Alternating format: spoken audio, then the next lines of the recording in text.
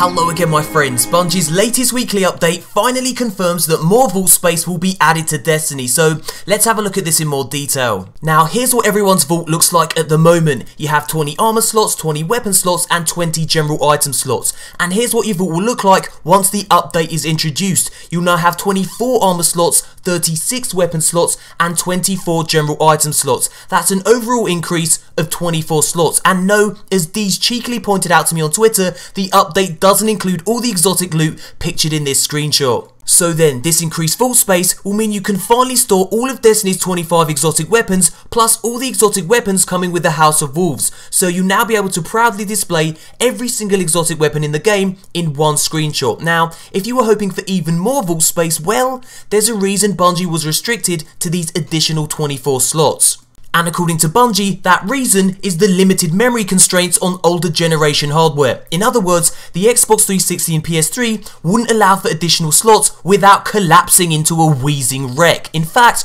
Bungie had to disable a certain feature on both Xbox 360 and PS3 in order to make this increased vault space possible. Now, once the update goes live, Xbox 360 and PS3 players will no longer be able to compare items within the vault, like you see here.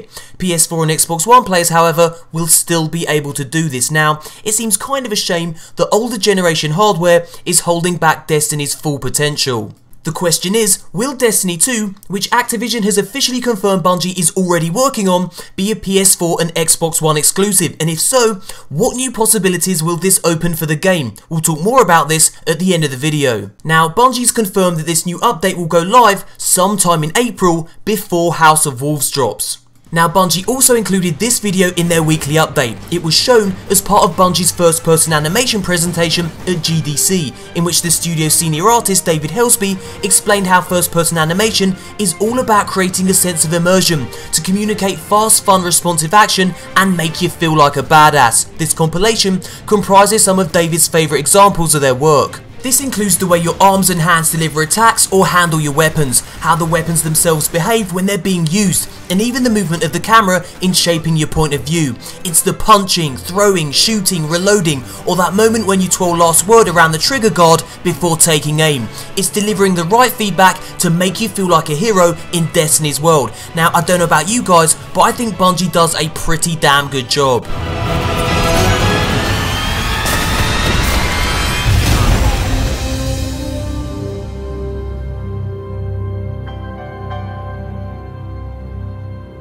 Now guys, after Bungie's weekly update, I tweeted a link to this poll I made. Would you like to see Bungie drop PS3 and Xbox 360 for Destiny 2?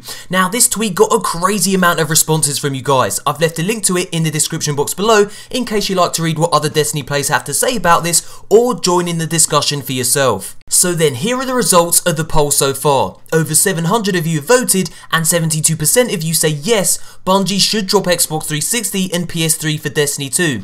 Now, I've left a link to this poll in the description box below. If you'd like to vote, simply click the link and tick a box. I'd love to see what you guys have to say about this. Personally, I want Destiny 2 to fulfill its full potential, and I think this can only be achieved if it's handcrafted for Xbox One and PS4. I'll be reading the comment section of this video with great interest, as I'm sure you guys have a lot to say about this. And guys, one more thing before I go. If you'd like to join in my Twitter polls as soon as I post them, feel free to give me a follow on Twitter, @MoreConsole. Now, I recently asked who you hated most, Xur or the Cryptarch, the ultimate battle of the bastards.